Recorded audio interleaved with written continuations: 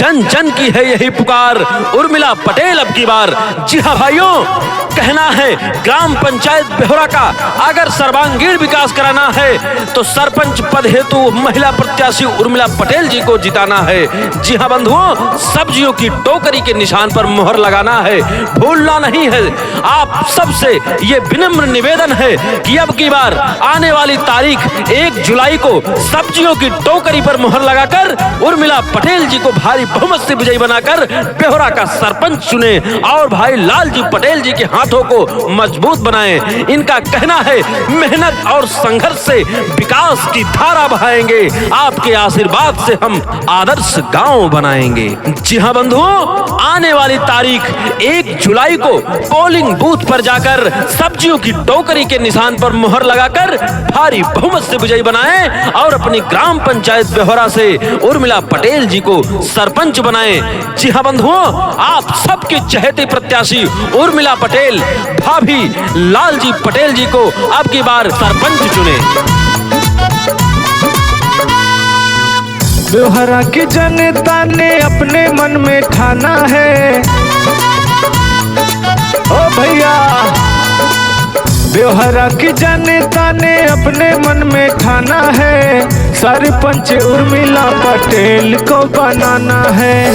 सब्जियों की टोकरी पे मोहर लगाना है, लालजी पटेल का मान बढ़ाना है समाज सेवी चेहरा जाना है, पहचाना है। सब्जियों की टोकरी पे मोहर लगाना है, सरपंच उर्मिला पटेल को बनाना है। जी हाँ बंधुओं, 1 जुलाई को पोलिंग बूथ पर जाकर सब्जियों की टोकरी वाले निशान पर मुहर लगाकर ग्राम पंचायत बेहोरा से सरपंच पद हेतु उर्मिला पटेल जी को भारी बहुमत से विजयी बनाकर अपने ग्राम पंचायत बेहोरा का सरपंच चुने। जी हाँ बंधुओं, भूलना नहीं है, अब की बार ग्राम पंचायत बेहोरा का अगर सर्वांगीण विकास कराना है तो उर्मिला पटेल जी को अपनी ग्राम पंचायत का सरपंच बनाना है और भाई लालजी पटेल जी के हाथों को मजबूत बनाना है। जी हाँ बंधुओं, इनका कहना है जिस मिट्टी में हम जन्मे वो अपनी जिम्मेदारी है,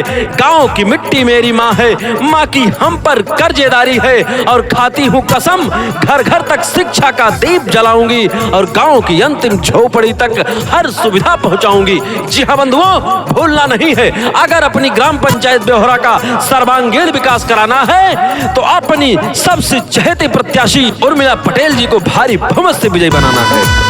निर्धन के धन है, गरीबों की सहाई, सबकी चहेती है, सबकी दुलारी।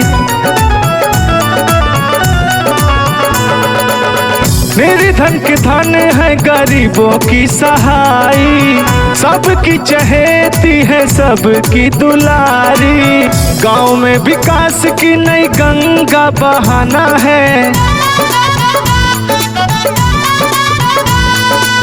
सब्जियों की टोकरी पे मोहर लगाना है, सरपंच उर्मिला पटेल को बनाना है, लालजी पटेल का मान बढ़ाना है। सब्जियों की टोकरी पे मोहर लगाना है।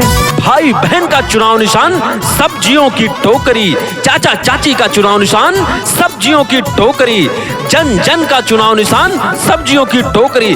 जी हाँ बंधुओं, आने वाली तारीख 1 जुलाई को सब्जियों की टोकरी के निशान पर मुहर लगाकर उर्मिला पटेल जी को भारी बहुमत से विजयी बनाएं और अपनी ग्राम पंचायत बेहोरा का सरपंच बनाएं। जी हाँ बंधुओं, भूल न जाना, अब की बार अपने सबसे चहेते प्रत्याशी उर्मिला पटेल जी को भारी बहुमत से विजयी बनाना और अपने ग्राम पंचायत बेहोरा का सर्वांगीण विकास कराना। जन जन की है यही पुकार, उर्मिला पटेल अब की बार। सेविका समाज की है आप सबकी बेटी, सुख दुख में साथ आम जनता को देती।